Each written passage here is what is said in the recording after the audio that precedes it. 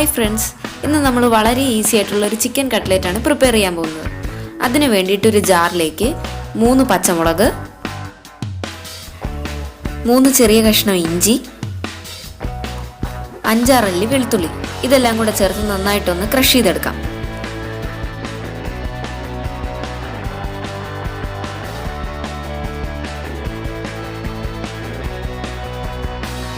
കട്ട്ലറ്റിന് ആവശ്യമായിട്ടുള്ള ചിക്കൻ കുറച്ച് മഞ്ഞളും കുരുമുളകും ഉപ്പും 1/4 ഗ്ലാസ് വെള്ളവും ചേർത്ത് നന്നായിട്ട് വേവിച്ചെടുത്തിട്ടുണ്ട്. ഇവിടെ ഞാൻ ബോൺലെസ് പീസ് ചിക്കനാണ് എടുത്തിരിക്കുന്നത്. ഈ വേവിച്ച ചിക്കൻ നമുക്കൊരു ജാറിലിട്ട് നന്നായിട്ടൊന്ന് ക്രഷ് ചെയ്തെടുക്കാം.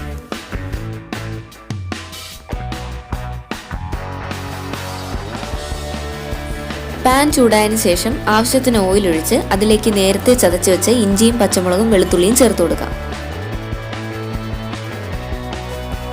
അതൊന്ന് നന്നായി സോട്ടായി വരുമ്പോഴത്തേക്കും 2 സവാള ചെറുതായിട്ട് ചോപ്പ് ചെയ്തത് ചേർത്ത് കൊടുക്കാം.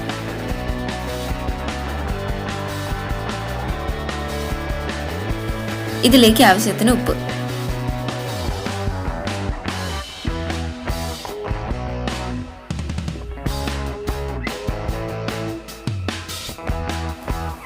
രണ്ട് ടീസ്പൂൺ പെപ്പർ, 1 ടീസ്പൂൺ മുളക് പൊടി,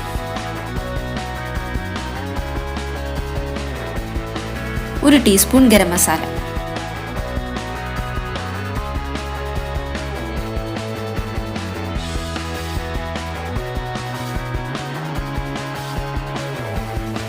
നേരത്തെ ക്രഷ് ചെയ്ത് വെച്ച് ചിക്കൻ ആഡ് ചെയ്യാം.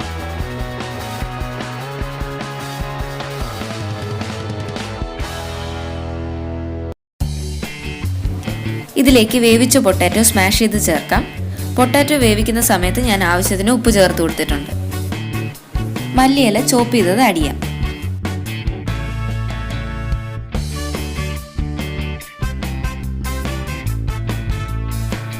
ഈ മിക്സ് ഒരു ബൗളിലോട്ട് മാറ്റി തണുത്തതിന് ശേഷം നമുക്ക് ബോൾസ് ആയിട്ട് ഉരുട്ടിയെടുക്കാം.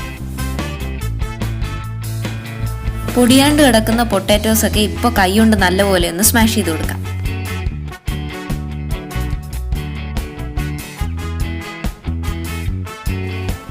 നന്നായിട്ട് മിക്സ് ചെയ്തതിന് ശേഷം ബോൾസ് ആക്കി നമുക്ക് ഇഷ്ടമുള്ള ഷേപ്പിലോട്ട് ആക്കിയെടുക്കാം. കട്ട്ലറ്റിന് കുറച്ച് എരിവ് കൂടുതൽ വേണമെന്നുണ്ടെങ്കിൽ നമുക്ക് പെപ്പറിൻ്റെയും പച്ചമുളകിൻ്റെ അളവ് കൂട്ടി കൊടുക്കാം.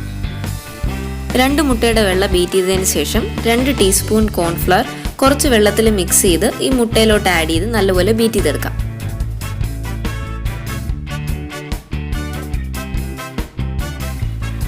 നേരത്തെ ഷേപ്പ് ചെയ്ത് വെച്ചേക്കുന്ന കട്ട്ലറ്റ് മുട്ടയിൽ ഡിപ്പ് ചെയ്തതിന് ശേഷം ബ്രെഡ് ക്രംസിൽ കോട്ട് ചെയ്തെടുക്കാം.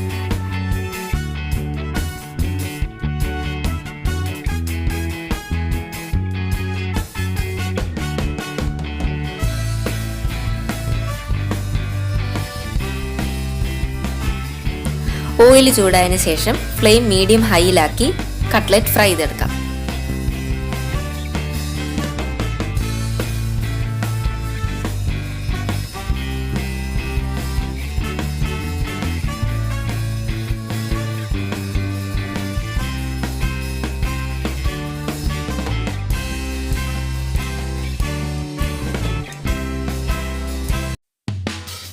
അങ്ങനെ സിമ്പിൾ ആൻഡ് ടേസ്റ്റി ആയിട്ടുള്ള ചിക്കൻ കട്ട്ലേറ്റ് റെഡി ആയിട്ടുണ്ട്. ഈവനിങ് നമുക്ക് പെട്ടെന്ന് പ്രിപ്പയർ ചെയ്യാൻ പറ്റുന്ന ഒരു കട്ട്ലേറ്റ് ആണ്. എല്ലാവരും വീട്ടിൽ ട്രൈ ചെയ്ത് നോക്കുക. വീഡിയോ ഇഷ്ടപ്പെടുകയാണെങ്കിൽ ലൈക്ക് ചെയ്യുക, ഷെയർ ചെയ്യുക, സബ്സ്ക്രൈബ് ചെയ്യാൻ ആരും മറക്കരുത്. അടുത്ത വ്ലോഗിൽ കാണും വരെ ബൈ.